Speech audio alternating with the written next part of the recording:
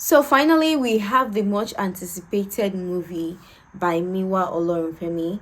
This is her very first movie on her channel, and it is quite unique.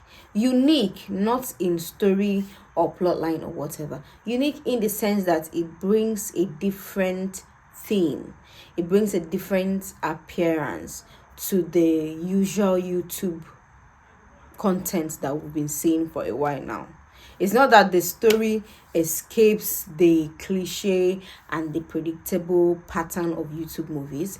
It's just that it brings a fresh look to the things that we've been seeing for a while now on YouTube. Hi guys, welcome to my channel. So tonight I'll be reviewing a movie and it is titled Inndo. It is an Hausa themed movie, kind of, but it doesn't bring in all that heavy Hausa culture stuff.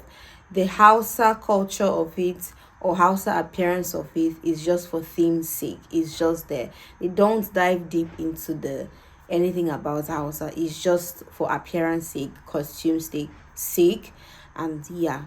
There is, if you're expecting it to be a core Hausa movie, you are wrong, because the Hausa part of it is just for appearance and costume sake. Anyways, let us dive right into the review.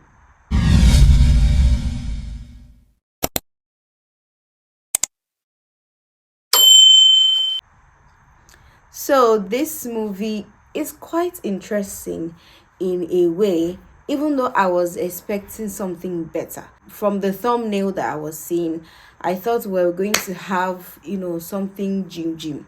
I'm not saying that the movie is bad, but in a way, it looks like something that fell through, sort of. Let me explain myself before you guys will eat me raw in the comment section and ask me whether I know anything about movie production. So I have been behind the scenes of movie productions before, and I kind of know what happens and why things happen the way they do. For example, the scene where they were supposed to meet the king. Somebody told Miwa that, or Inndo in this case, somebody told Inndo that the king needed to see her in the palace. And the next scene we are seeing is not a palace, it was just outside. And I would like to understand that it is maybe because of limited resources, because of the way behind the scenes work. We, the viewers, all we want to do is consume. We don't really know what happens, but I do, and I'm thinking that it's limited resources or probably disappointment, or from the location manager, they were not able to secure a place to call the King's Palace, or the set designer was not able to get, it has to be limited resources, because why is the palace outside? Why is the whole gathering happening outside? There are no villagers, just the elders. But this is just YouTube movie, so we don't expect them to put in millions to bring a whole crowd and do all those normal things that should be done for a movie. This is one thing I want to pardon these YouTube producers for. YouTube is, I just see it as a content creation space. I don't expect any expensive movie to be on YouTube.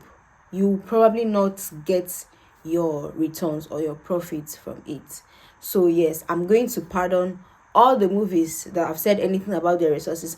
I'm going to pardon you guys, because yeah, it's a lot of money to get those things together just for YouTube. If you are going to spend millions, tens of millions and hundreds of millions, I mean, the movie should be coming out on Netflix, Abby. Yeah. So what is the plot of this movie? A mistreated girl that the stepmother beats, and the usual Cinderella story. The stepmother beats her, hates her, does this and that to her, sends her to the bush to go and fetch firewood for sale, and yeah, she's just a sad girl. Then one day she meets a wounded man in the forest or in the bush where she went to fetch firewood. And out of the abundance of the goodness and the righteousness of her heart, she decided to help this stranger, a whole stranger, a man that you saw in the bush. You did not run. You decided to help him. But, well, let's continue. She decided to help this stranger and she brought this strange man to the hut or the house of her friend. Now, this her friend is an orphan, no siblings, no relatives. She was just in the village there.